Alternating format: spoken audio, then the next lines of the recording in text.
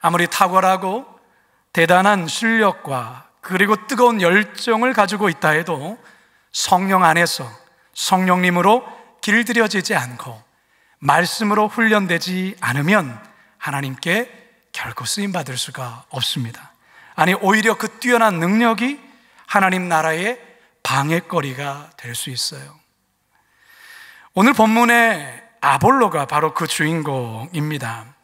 자, 그렇다면 이 아볼로라는 사람이 과연 어떤 사람이며 어떻게 해서 성령 안에 그가 길들여져서 초대교회의 위대한 사역자로 쓰임을 받았는지, 우리 다시 본문으로 돌아가 우리 모두를 향하신 살아계신 하나님의 음성 듣게 되기를 간절히 축원합니다.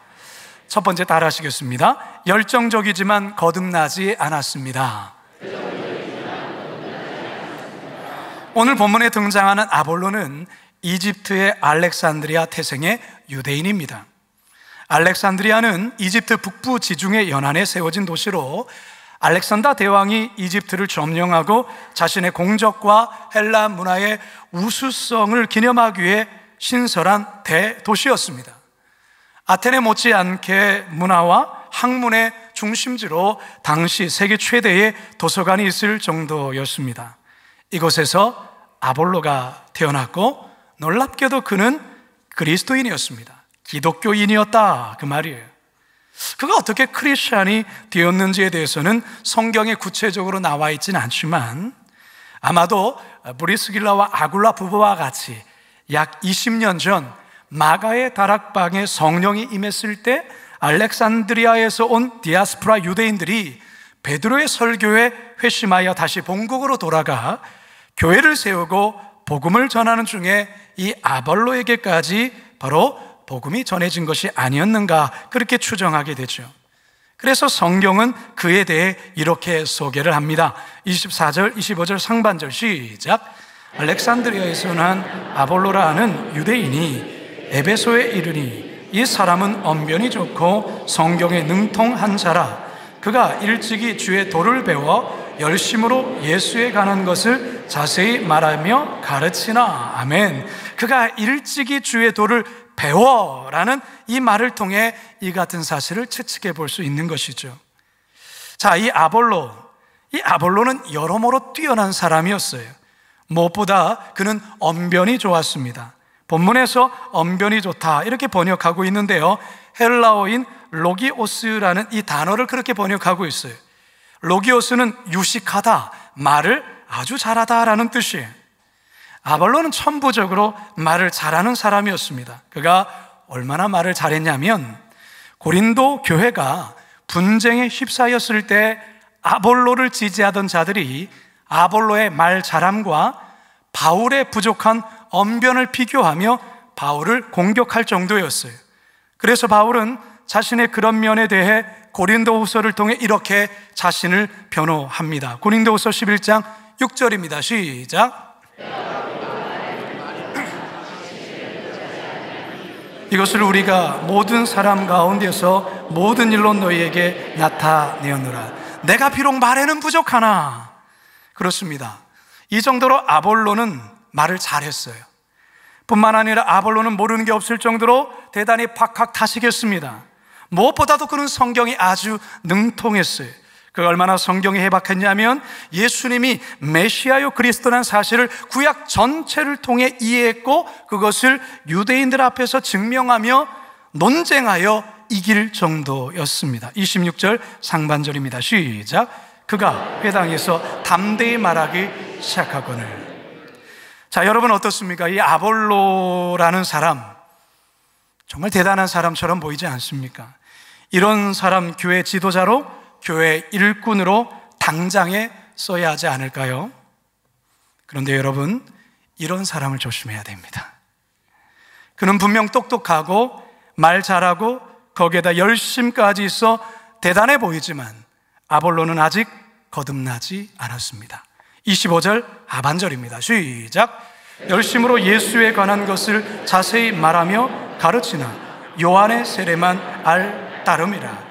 요한의 세례만 알았다라는 것은 성령의 역사, 성령의 능력, 성령 안의 거듭남을 아직 경험하지 못했다, 알지 못했다라는 것이, 단지 지적으로 알지 못했다 그 말이 아니라 체험적으로 알지 못했다라는 것이죠. 이런 것을 가리켜서 안고 없는 찐빵이다라고 말하는 겁니다. 그는 전형적인 지식적 신앙인이에요. 지식적 신앙인. 이 지식적 신앙인은 아는 게 많습니다.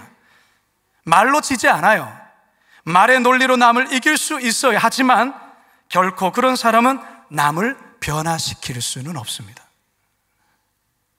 성경에 관해서 많은 것은 알지는 모르지만 말씀 앞에 자신을 낮추고 죽이는 삶을 한 번도 살아보지를 않았다라는 것이죠. 더욱이 지식적인 신앙인으로는 천국에 갈 수 없습니다.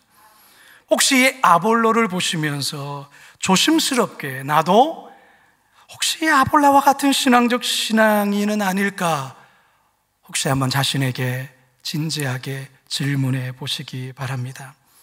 혹시 아직도 성령 안에서 길들여지지 않은 야생마가 아닌지 돌아보시기 바라요.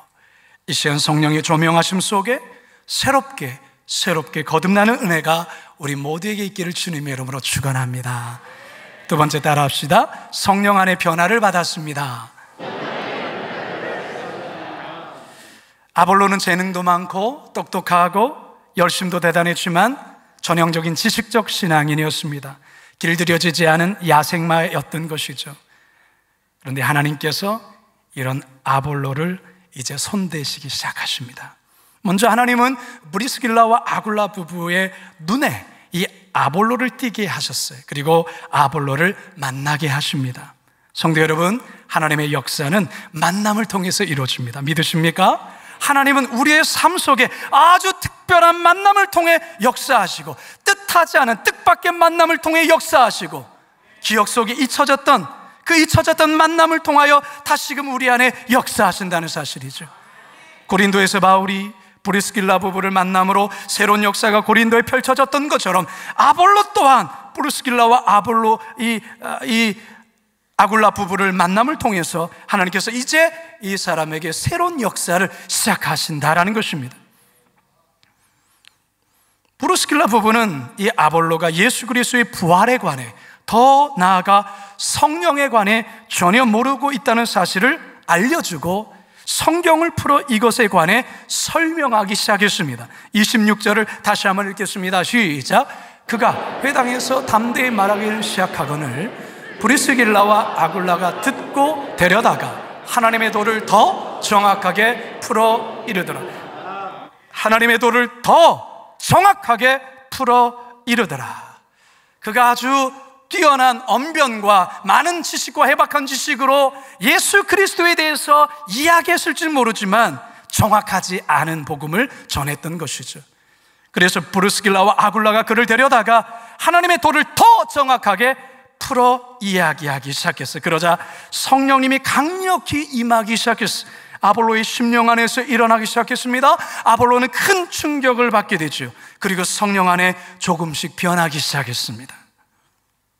분당 우리들 교회 담임하시는 김양재 목사님이 이런 말씀하셨던 적이 있어요. 교회는 목욕탕입니다. 세상의 온갖 죄를 뒤집어 쓴 죄인들이 교회에 들어와 예수의 보혈과 성령의 생수로 씻음을 받아 깨끗하게 변화되는 바로 영적 목욕탕입니다. 이런 말을 하더라고요. 여러분 동의하십니까? 저는 전적으로 동의합니다. 여러분, 우리 모두는 연약한 자들에게 세상에 나가서 넘어질 수 있어요. 죄가 묻을 수 있어요. 죄에 빠질 수 있어요. 그렇다면 오늘 이 자리에 나와서 우리는 성령 안에서 예배를 통하여 주의 보혈로 성령으로 다시금 깨끗이 씻겨져야 되는 것입니다.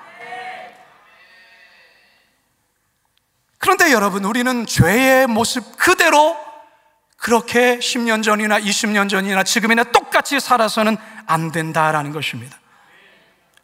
그런 모습, 여전히 변화없는 모습으로 살아서는 안 돼요. 왜 그렇습니까? 교회는 예수님의 보혈과 성령의 생수로 씻음받아 깨끗하게 변화되는 영적 목욕탕이기 때문에 그래요. 오늘도 여러분 예배 끝나고 나갔을 때 시원하다, 목욕 잘했다, 이런 고백이 있어야 됩니다.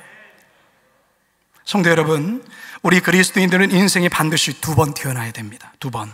한 번은 육적으로 태어나는 거예요. 어머니 뱃속에서 태어나는 것. 또 한 번은 성령으로 다시 태어나야 됩니다. 이것을 영적인 태어남, 거듭남이라 말하는 거예요. born again이라고 하는 거예요. 이것은 육적인 존재에서 영적인 존재로 다시 태어나는 것을 의미합니다. 애벌레와 나무는 똑같은 하나의 존재이지만 완전히 다른 존재예요. 애벌레는 나뭇잎을 갉아 먹지만 나비는 꿀을 먹습니다. 애벌레는 기어다니지만 나비는 하늘을 날아다닙니다. 그런데 이처럼 완전히 다른 존재로 바뀌는 데에는 반드시 번데기 안에서 완전히 새롭게 탈바꿈한 시간이 있었기에 가능한 거예요. 번데기 안에 들어간 애벌레는 신비한 화학적 반응에 의해 그 영질이 완전히 녹아서 새로운 형태로 바뀌며 번데기 밖으로 나오면서 날개가 돋아나는 것이고, 그러면서 아름다운 나비로 바뀌는 거예요. 여러분, 그리스도인들 가운데서도 애벌레인 그리스도인이 있고 나비인 그리스도인이 있어요. 여러분들 애벌레로 살아갈 수도 있어요. 애벌레로 나뭇잎을 갉아먹고 애벌레로 기어다니는 삶을 살아갈 수 있어요. 그러나 우리 하나님, 여러분이 애벌레의 삶을 살기를 원치 않으세요. 여러분들이 나비로 변화되기를 원해요.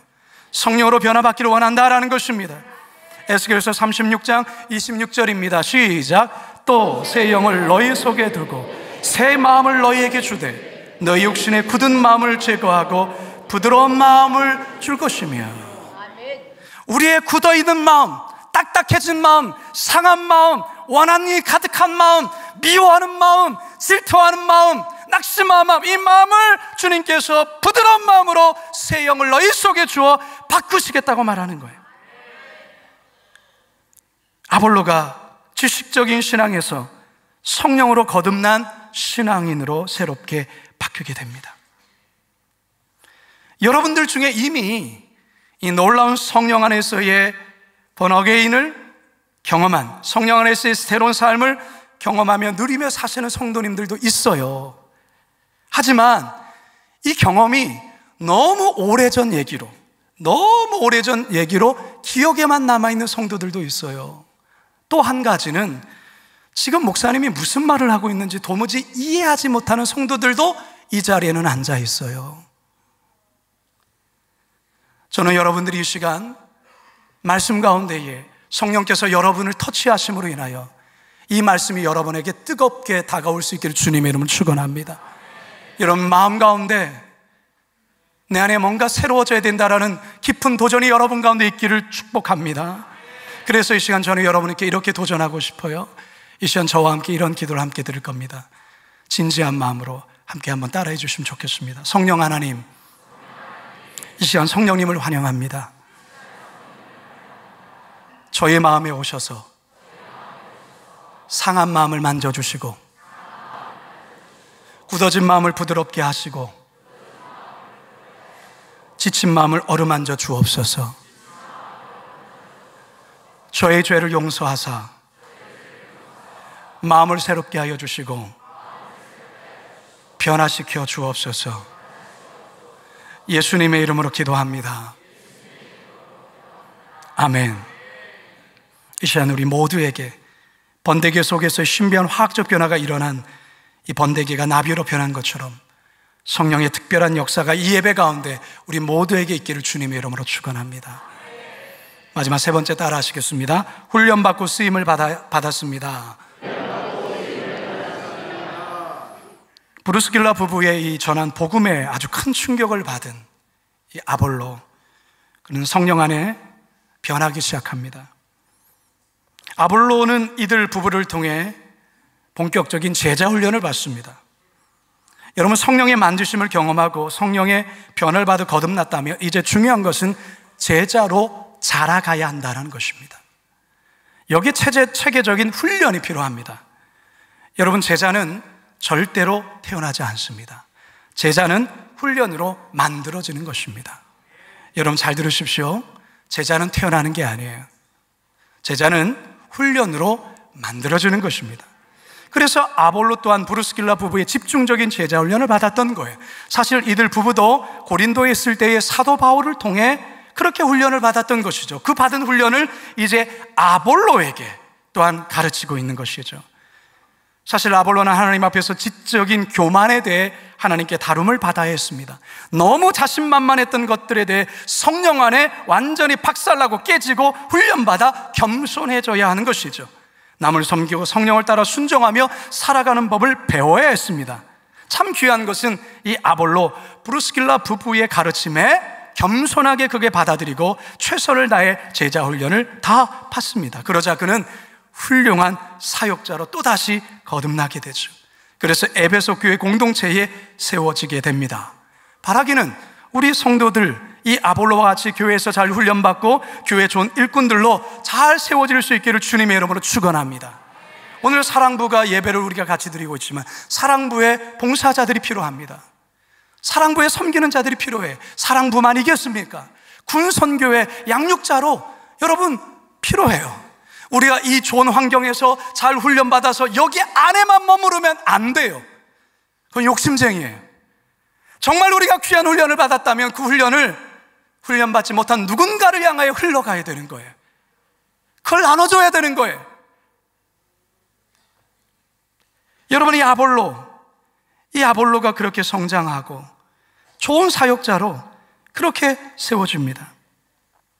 브루스길라 부부는 아볼로의 놀라운 성장에 정말 감탄하면서 자신들이 바울과 함께 사역했던 고린도 교회에 아볼로가 가서 좀 섬겨주면 참 좋겠다, 이런 마음을 갖게 됩니다. 이 마음을 아볼로와 나누게 되죠. 그러자 아볼로는 고린도에 대한 뜨거운 마음이 일어나게 됩니다. 워낙 열정적인 사람이고 워낙 성경에 지식이 있던 이 사람, 성령을 체험하고 훈련받으니까 놀랍게 변화된 것이죠. 결국 브루스길라와 아굴라 부부의 추천서를 받아들고 그는 고린도 교회에 파송받아 가게 됩니다. 27절입니다. 시작.